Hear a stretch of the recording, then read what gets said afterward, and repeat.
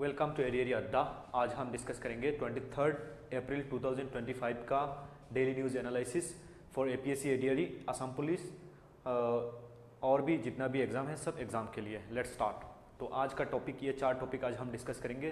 तो उससे पहले, डिस्कस करने से पहले आप बता देता हूँ कि हमारा टेलीग्राम और व्हाट्सएप ग्रुप के साथ जुड़ने के लिए आप इस क्यूआर कोड को स्कैन करके जुड़ सकते हो। यहाँ पे आपको free guidance, study material related to APSC ADRE सब एग्जाम के लिए आपको प्रोवाइड किया जाएगा। ठीक है, तो हमारा जो फर्स्ट आर्टिकल है that is tourist among 26 killed in Kashmir. ये बेहद ही दुखद घटना है। टेररिस्ट ने 26 टूरिस्ट को कश्मीर में मार दिया।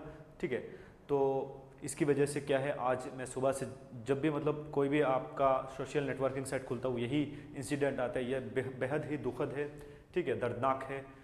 ऐसा तो होना नहीं चाहिए था, लेकिन क्या करें, आपका टेरर अटैक जो हुआ है। तो चलिए इस आर्टिकल को डिस्कस करते हैं। ठीक है, तो टूरिस्ट जो गए थे घूमने के लिए कश्मीर का वादी देखने के लिए, तो उन लोग के ऊपर आपको अटैक किया गया था टेररिस्ट के द्वारा। ठीक है, एक कपल का वीडियो वायरल हो रहा है जहाँ पे हस्बैंड को मार दिया आपका रिलीजन पूछ के। ठीक है, तो ये जो टेररिस्ट अटैक हुआ वो कहाँ पे हुआ है, बायसरन वैली, जो पहलगाम, कश्मीर का एक एरिया है पहलगाम, वहाँ में हुआ था। और अराउंड 28 लोगों को मार दिया, जो 24 इंडियन थे और 2 फॉरेनर्स थे।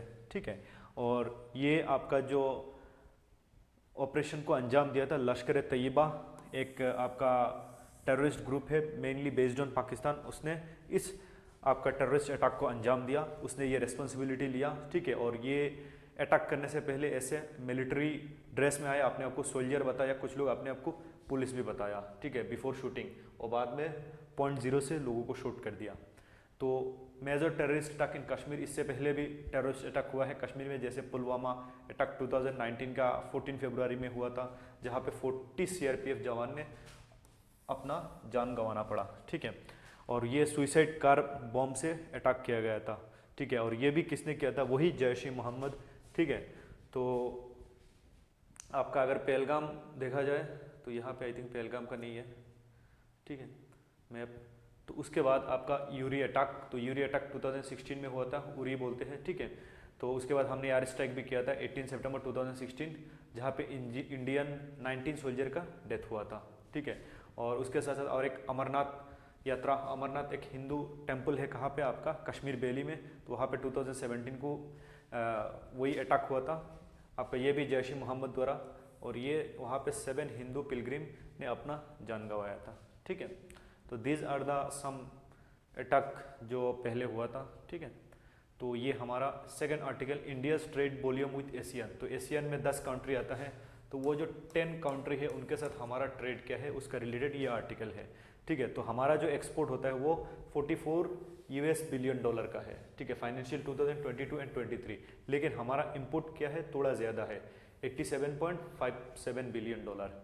ठीक है, और मेजर हम क्या एक्सपोर्ट करते हैं, मिनरल फ्यूल्स, उसके साथ साथ जेम्स, प्रेशियस मेटल, मशीनरी, उसके साथ साथ organic chemical, vehicle and pharmaceuticals, और हम क्या, ठीक है, ये सब हम एक्सपोर्ट करते हैं। और ट्रेड एग्रीमेंट क्या था, India is seeking to review of the ASEAN Indian free trade agreement, जो AIFTA फ्री ट्रेड एग्रीमेंट है, तो उसको हम रिव्यू करेंगे और उसमें बात आगे बढ़ाया जाएगा ताकि हमारा ट्रेड डिफिसिट और ट्रेड को क्या किया जाए, बैलेंस किया जाए। ठीक है, क्योंकि हम ज़्यादा इंपोर्ट कर रहे हैं एज कम्पेयर टू एक्सपोर्ट। तो ट्रेड वॉल्यूम क्या है अभी, मतलब इंपोर्ट एक्सपोर्ट मिला के 131 बिलियन डॉलर। ठीक है, तो और फाइनेंशियल ईयर 2016 में कितना था, कम था, 71 बिलियन डॉलर, तो डबल हो गया ऑलमोस्ट 6 ईयर्स में। तो ट्रेड बैलेंस, इंडिया एक्सपोर्ट और कम लेकिन इंपोर्ट ज़्यादा है। डेफिसिट कितना बिलियन का है, 43 बिलियन डॉलर का डेफिसिट है। ठीक है, तो अगर देखें तो एशियन इंडिया का 4th लार्जेस्ट ट्रेडिंग पार्टनर है बाई। ठीक है, और इंडिया एशियंस का 7th लार्जेस्ट ट्रेडिंग पार्टनर है। ठीक है, तो एज पर द ये आपका बिलियन के हिसाब से, रुपया के हिसाब से।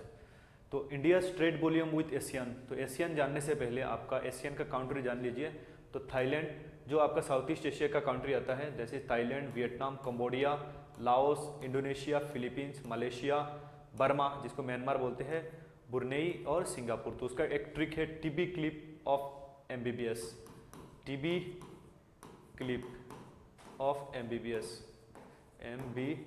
बस ये बी को बर्मा, ठीक है, और ये ब्रुनेई छोटा सा कंट्री है और ये बर्मा, ठीक है। अगर उसका मैप ड्रॉ किया जाए तो ऐसा होता है, ये इंडिया का मैप है, ठीक है, इधर मालया पेनिनसुला, ठीक है, ठीक है, यहाँ पे है Indonesia, these are Indonesian archipelago, यहाँ पे 3 कंट्री है, इधर है ब्रुनेई, यहाँ पे फिर कुछ इंडोनेशिया का है और कुछ मलेशिया ये पूरा एरिया, ये मलेशिया है, ये थाईलैंड है, ठीक है, थाईलैंड, इधर है आपका लाओस, कंबोडिया,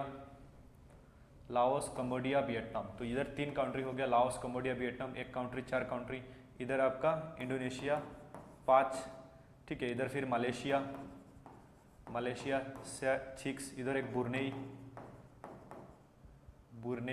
7, फिर आपका कौन बचता है, फिलीपींस इधर 8, फिर आपका इधर क्या है, म्यांमार 9, और कौन सा कंट्री बच रहा है, सिंगापुर, ये एकदम टिप में है सिंगापुर, ठीक है, तो 10 सिंगापुर, तो ये 10 कंट्री एशियन है, ठीक है, तो एशियन, तो ये पूरा एशियन कंट्री है, ठीक है, यहाँ पे आपका Indian ocean and Pacific ocean में फैला हुआ है, ठीक है।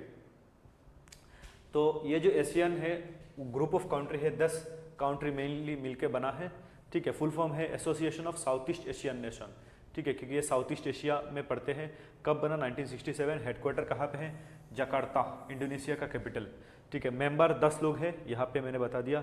Cambodia, India is not a member of Asian, तो इंडिया तो एशियन का मेंबर नहीं है, इंडिया साउथ एशिया में पड़ता है, ठीक है, इंडिया सर्क का मेंबर है, आपका बिम्स्टेक का मेंबर है। तो ये हमारा यहाँ पे आर्टिकल ख़त्म होता है। तो नेक्स्ट है सैटेलाइट टेक्नोलॉजी डे।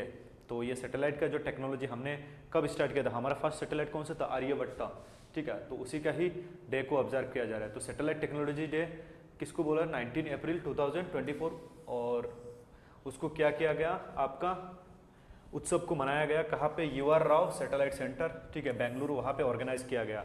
तो सिग्निफिकेंस क्या है, ये 50th एनिवर्सरी है, हमने आर्यभट्ट को लॉन्च किया था 1975 में, अब 25 है, ठीक है, तो 50 एनिवर्सरी के मौके पे हमने इसको क्या किया, आपको सेलिब्रेट किया सैटेलाइट डे, सैटेलाइट टेक्नोलॉजी। तो आर्यभट्ट क्या है, इंडिया का फर्स्ट सैटेलाइट है, कब लॉन्च हुआ, सोवियत यूनियन के द्वारा हमने लॉन्च किया था 1975 में, ठीक है। तो सैटेलाइट आर्यभट्ट के बारे में जान लीजिए, 19 अप्रैल 1975 को उसको हमने लॉन्च किया था, 360 उसका आपका वेट था, कापुस्तिन यार USSR, वहाँ से हमने लॉन्च किया था, फिर लॉन्च्ड बाय सोवियत, ठीक है, कॉस्मोस 3M जो है उससे लॉन्च किया गया था उस रॉकेट से, और उसका मेन पर्पस था वही scientific research in X-ray, astronomy, solar physics and aeronomy, ये सब, ठीक है, और ये mark India's entry to space, वही से इंडिया का स्पेस में एंट्री स्टार्ट होता है।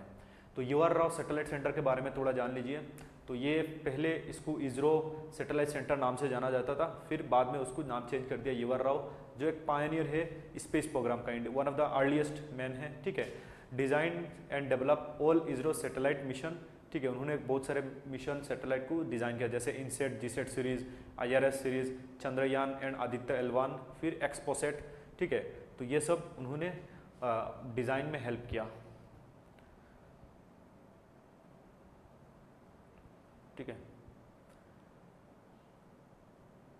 उन्होंने नहीं, मतलब इस आपका जो सेंटर है उसने, तो रिसेंट मिशन क्या क्या है आपका 2024 का, वही Chandrayaan 3, Aditya L1 solar mission है, ठीक है, सन के कोरोना के पास जाता है, ठीक है। 2023 एक्सपोसेट, वो भी इंडिया फर्स्ट स्पेस ऑब्जर्वेटरी है, एक्सरे पोलराइजेशन, ये भी याद रखना, यहाँ से क्वेश्चन आता है काफ़ी, ठीक है। फोर्थ जो हम देखेंगे, इंडिया फिनिश 3rd इन पेरू वर्ल्ड कप, जो 3rd पेरू वर्ल्ड कप हुआ था ISSF शूटिंग, ठीक है, शूटिंग का वर्ल्ड कप, ठीक है, तो वहाँ पे इंडिया ने अच्छा टक्कर दिया, ठीक है।